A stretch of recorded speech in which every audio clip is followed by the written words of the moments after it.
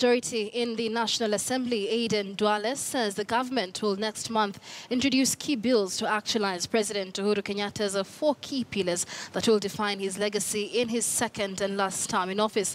Duale also says he expects President Uhuru Kenyatta to announce the final list of the new cabinet by Tuesday next week to allow the National Assembly's Committee on Appointments to start vetting the cabinet nominees. Duale spoke when he met with the U.S. Ambassador to Kenya, Robert Godek, at Parliament. Godek reiterated the need for national dialogue on institutional reforms and assured continued bilateral support for Kenya. The U.S. envoy also held separate meetings with opposition leaders in Parliament on Tuesday this week. Our system is presidential. We have more to learn from the U.S. than any other country as a legislature. So we have discussed how we can expand relationship between the two legislatures, the U.S. Senate, the House of Representatives, and our Parliament, the National Assembly. NHIF Act will be looked at in terms of the universal health care. There will be a new amendments to the housing legislation which are currently in place. On manufacturing, the National Treasury and the Minister for Industrialization will look at the whole of manufacturing. Where do we give tax rebates where?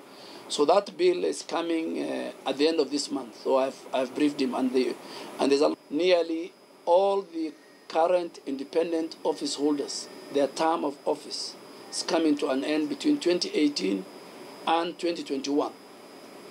We already have, and Parliament will play a key role in the recruitment of the vetting of the DPP. Parliament is going to play a key role in replacing the men and women who will sit in the SARA-SEREM Commission.